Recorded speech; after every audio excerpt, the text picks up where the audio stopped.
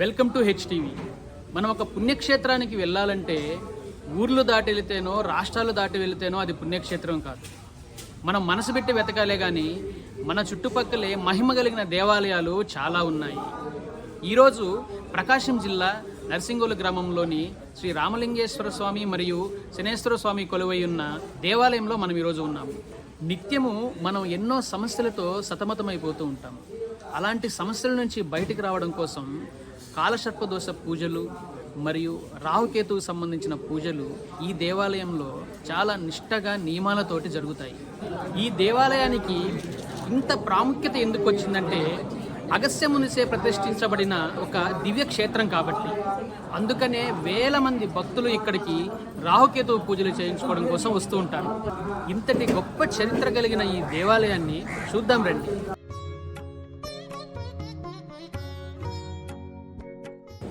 దేవాలయం లోపలికైతే ఇప్పుడు నేను వచ్చున్నాను. సో మనం దేవాలయం లోపలికి రాగానే ఇక్కడ ముందుగా మనకి ఇక్కడ ఒక చిన్న ధ్వజస్తంభం ఒకటి కనిపిస్తుంది. ఈ ధ్వజస్తంభానికి దర్బాలు కట్టి ఉన్నారు. చాలా చాలా అందంగా ఉంది అలంకరణ. ఇవి ప్రతి దేవాలయంలో ముందు మనం రాగానే ధ్వజస్తంభం అనేది దర్శనమిస్తుంది. సో ఈ ధ్వజస్తంభాన్ని దర్శించుకొని తర్వాత రామలింగేశ్వర స్వామిని మనం దర్శించుకోవాలి. ధ్వజస్తంభాన్ని దాటుకొని ఇప్పుడు మనం గుడి లోపలికైతే వచ్చాము. సో ఇక్కడ ఒక గర్భగుడి ముఖద్వారం ఉంది. ఇక్కడ స్వయంగా అగస్త్యముని ప్రతిష్ఠించిన రామలింగేశ్వర స్వామి అయితే లోపల కొలువై ఉన్నాడు. సో రామలింగేశ్వర స్వామిని మనం దర్శించుకోవాలంటే ముందుగా ఇక్కడ ఒక నందిని అయితే ప్రతిష్ఠించున్నారు. ఈ మహానందిని మనం పూజించుకొని దర్శించుకొని తర్వాత లోపలికి వెళ్ళి మన రామలింగేశ్వర స్వామిని అయితే మనం దర్శించుకుందాము. ఇదేనండి గర్భగుడి ముఖద్వారం. ఇక్కడ కానీ మీరు గమనించినట్లయితే ఈ గర్భగుడిలో 3 ముఖద్వారాలను దాటుకొని రామలింగేశ్వర స్వామిని అయితే మనం దర్శించుకోవాలి. సో ఇక్కడ కానీ గమనించినట్లయితే 3 ముఖద్వారాలు దాటి మనం లోపలికి వెళ్ళాలి. గర్భగుడి లోపలికి రాగానే ముందుగా మనం మొదటి ముఖద్వారాన్ని అయితే దాటుతాము. మొదటి ముఖద్వారం దాటిన వెంటనే ఉత్తరం వైపు దక్షిణ ముఖంగా పార్వతీ అమ్మవారు అయితే కొలువున్నారు. చూడండి, ఇక్కడ పార్వతీదేవి గారు అయితే మనకి ఉత్తరం వైపు కొలువై ఉన్నారండి. ఈ గర్భగుడి లోపలికి వెళ్ళే దారిలో అమ్మవారిని దర్శించుకున్నాక రెండవ ముఖద్వారం దాటుకొని లోపలికి రాగానే స్వయంగా అగస్త్యమునిచే ప్రతిష్ఠించబడిన రామలింగేశ్వర స్వామి గారు కొలువై ఉన్నారు.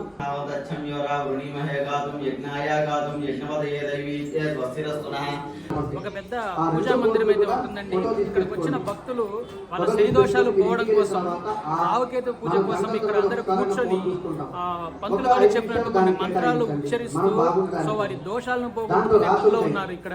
సో ఇక్కడ చూసినట్లయితే ఇదంతా పెద్ద పూజా మందిరం అండి. చూడండి, ఇక్కడ ఈ శనేశ్వర ఆలయానికి వేల మంది భక్తులు ఎందుకు వస్తారంటే ముఖ్యంగా ఏ శనేశ్వర ఆలయంలో లేనటువంటి లింగ రూపంలో స్వామివారు ఇక్కడ మనకు దర్శనమిస్తున్నారు. కాకిని వాహనంగా చేసుకుని చూడండి, లింగ రూపంలో దర్శనమిచ్చే ఏకైక శనేశ్వర ఆలయం ఇది.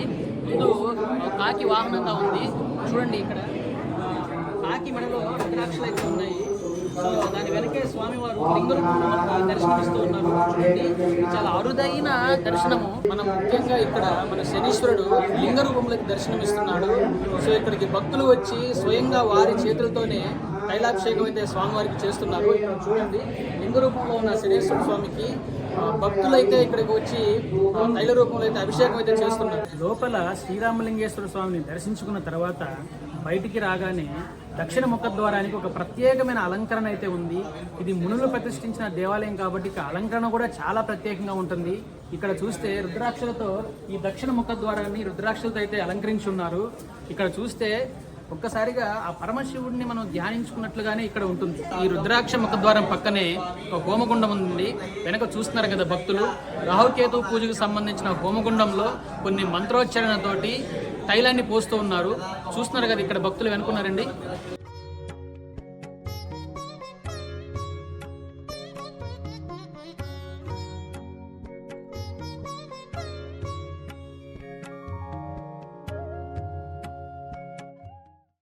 శనేశ్వరం ఆలయం అనగానే మనకి ముందుగా మనకి నవగ్రహాలే గుర్తొస్తాయి.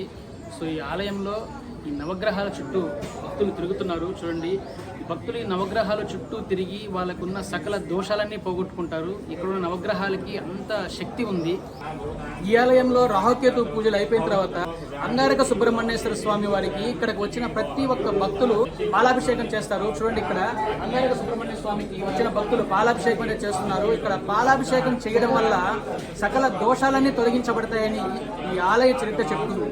ఈ ఆలయంలో మనం గమనించవలసిన ఇంకొక ముఖ్యమైన విశేషం ఏంటంటే, మనకి ఈ రామలింగేశ్వర స్వామి గర్భాలయం వెనకాల ఒక ఏకలింగ రాహుకేతు దేవాలయం అయితే ఒకటి నిర్మించున్నారు. సో ఈ దేవాలయాన్ని నిర్మించింది ఎవరో కాదండి, మన ప్రముఖ సినీ దర్శకులు బోయపాటి శ్రీను గారు. సో ఇక్కడ ఒక శిలాఫలకం కూడా ఉంది. బోయపాటి లింగయ్య కుమారుడు బోయపాటి శ్రీనివాస్ అనే ఒక శిలాఫలకం కూడా వేసి ఉంది. సో ఈ ఆలయం యొక్క ప్రాముఖ్యత ఏంటంటే, సో మనకి ఎక్కడైనా శనేశ్వర ఆలయాల్లో రాహు కేతువు నైరుతి వాయువ్య దిశగా ఉంటారు. కానీ ఇక్కడ ప్రత్యేకత ఏంటంటే, రాహుకేతువులు ఇద్దరు తూర్పు ముఖాన ఏకశిలలో ప్రతిష్ఠించబడ్డారు. సో అందుకనే ఇక్కడికి వేల మంది భక్తులు ఈ ఏకశిల రాహుకేతు విగ్రహాన్ని దర్శించుకోవడానికి వస్తారు. ఓం శ్రీ గురుభ్యో నమః. హరి ఓం. శ్రీ మహాగణాధిపతి దేవతాభ్యో నమః. మాతా మహాసరస్వత్యే నమః. సమస్త సద్గురు గురుదక్షిణామూర్తే నమః. ముఖ్యంగా మీరు చూస్తున్నది ప్రకాశం జిల్లా జరుగుమల్లి మండలం నర్సింగోలు దివ్యక్షేత్రం. ఇక దివ్యక్షేత్రం అనే దానికన్నా కూడా దివ్యధామంగా మనం పిలవచ్చు. పురాతనంగా తెలిసినటువంటి శ్రీ లింగరూప శనీశ్వరుడు, లింగరూపములు వెలిసినటువంటి శని భగవానుడికి శని త్రయోదశి పర్వదినం పురస్కరించుకొని వచ్చిన భక్తులందరి చేత కూడా తిల, తైల, ఆజ్య, చిరు హోమములు అట్లాగే అభిషేక కార్యక్రమాలు నిర్వహించినటువంటి ఏకైక దివ్యక్షేత్రం. స్వశక్తేన స్వహస్తేన మనస వాచ కర్మనేనా అంటే మన చేతులతో మన స్వయంగా నిర్మించుకునేటువంటి దివ్యక్షేత్రం మన నరసింహుడి దివ్యక్షేత్రం. ఈ క్షేత్రం ఎక్కడంటే పాపాగ్ని నదీ తీరములో, పాలటి నదీ తీరములో అగస్త్య మహాముని చేయవలసినటువంటి ప్రతిష్టగాంచినటువంటి దివ్యక్షేత్రం. ఈశ్వరునికి చండీశ్వర స్థానంలో వెలిసినటువంటి లింగరూప శని భగవానుడు. ఆ స్వామివారికి నువ్వుల నూనె అంటే ఎంతో ప్రీతికరం. అసలు శనీశ్వరుడు అంటే ఎవరు? ఆయనకి మనం నువ్వులతో ఎందుకు అభిషేకం చేయాలి? నువ్వులు అంత ప్రీతికరమైనది ఎందుకంటే, శనీశ్వరుడు అంటే కర్మ ప్రక్షాళనాకారకుడు. మనం చేసే తప్పు ఒప్పులను బట్టి పనిష్మెంట్ ఇచ్చేదే శని భగవానుడు. మనలో ఉండే మలినాన్ని తీసేసే భగవాన్ అంటే శని భగవానుడు. మలినం అంటే చెమట రూపంలో బయటకు వెళ్ళడం, చెమటంతా కూడా మలినం. అంటే దుర్గంధాన్ని వెళ్తే ఏదైనా సరే మలినంతో సమానం. కాబట్టి ఆ చెమట కానీ మనం ఫాస్ట్కి వెళ్ళాలంటే కానీ మోషన్కి వెళ్ళడానికి కానీ వీటన్నిటికీ తీసేసేదే శని భగవానుడు. ఆయన శరీరంలో నివసించినప్పుడే ఇవన్నీ కూడా బయటికి వెళ్ళిపోతాయి. కాబట్టి దానికి సంబంధించినటువంటి శని భగవాన్ని ప్రతి ఒక్కరి జీవితంలో చాలా ముఖ్యమైన గ్రహంగా మీరు అందరూ భావించి గ్రహంగా అనుకోవచ్చు, భగవంతునిగా కొలుచుకోవచ్చు. మనం ఏ రూపంలో కొలిచినా దాన్ని సరైన విధానంతో మనం నేర్చుకున్నట్లయితే, సరైన విధానంతో మనం చేసినట్లయితే సంపూర్ణమైనటువంటి శుభ ఫలితాలు తప్పక పొందుతారని అటువంటి దివ్యక్షేత్రం మన నరసింహోలు లింగరూప శనీశ్వరుడు.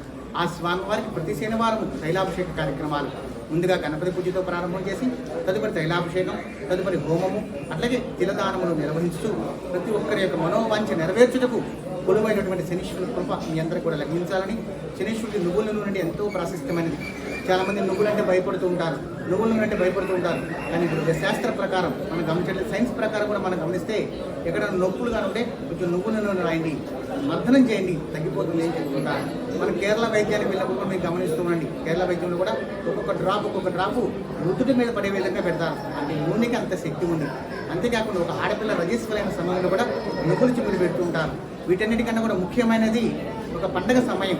ఒక పండగ వచ్చినప్పుడు కూడా, ఇప్పుడు దసరా కావచ్చు, ఇటువంటి పండుగలు వచ్చినప్పుడు మీరు చూడండి, తైలాభ్యంగన స్థానం అంటారు. తైలాభ్యంగన స్థానం సమయంలో మనం ముందుగా నువ్వులను ఒంటికి రాసుకొని ఒక అరగంట తదుపరి స్నానం చేయించడం ఆనవాయితీగా వస్తుంది. అంటే శనీశ్వరుడు నిత్య జీవితంలో చాలా ప్రధానమైన గ్రహంగా, ప్రధానమైన దేవుడుగా, ప్రధానమైన వ్యక్తిగా మనం పరిగణలోకి తీసుకున్నట్లయితే సంపూర్ణమైనటువంటి ఆయురారోగ్యాలు తప్పక మీ అందరికీ కూడా లభిస్తాయని.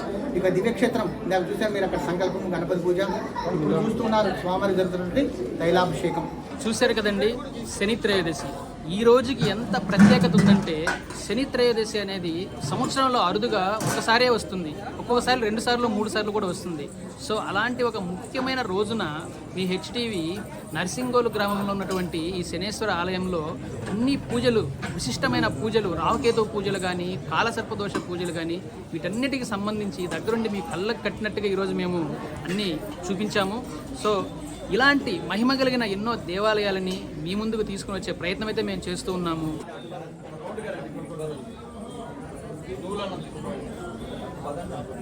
అదేవిధంగా ఈ శనేశ్వర ఆలయము మన 2 తెలుగు రాష్ట్రాలలో కూడా చాలా ప్రధానమైన ఆలయం. సో అందుకని మీలో ఎవరైనా దోషాల బారిన పడి బాధపడుతున్నారా, వెంటనే ఈ ఆలయానికి వచ్చి రావుకేతు పూజలు కానీ కాలసర్ప పూజలు కానీ చేసుకొని దోషాల బారి నుంచి బయటపడండి. ఇలాంటి మహిమ కలిగిన ఎన్నో దేవాలయాలని మీ ముందుకు తీసుకొచ్చే ప్రయత్నం చేస్తాము. సో ఇంతవరకు అయితే మా ఛానల్ని సబ్స్క్రైబ్ చేసుకునే వాళ్ళు ఎవరైనా ఉంటే ఖచ్చితంగా మా ఛానల్ని సబ్స్క్రైబ్ చేసుకోండి. ఎందుకంటే మేము చేసే ప్రతి ఒక్క వీడియోకి సంబంధించిన నోటిఫికేషన్స్ అనేవి మీకు వస్తాయి. సో మా వీడియోస్ని లైక్ చేయండి, షేర్ చేయండి.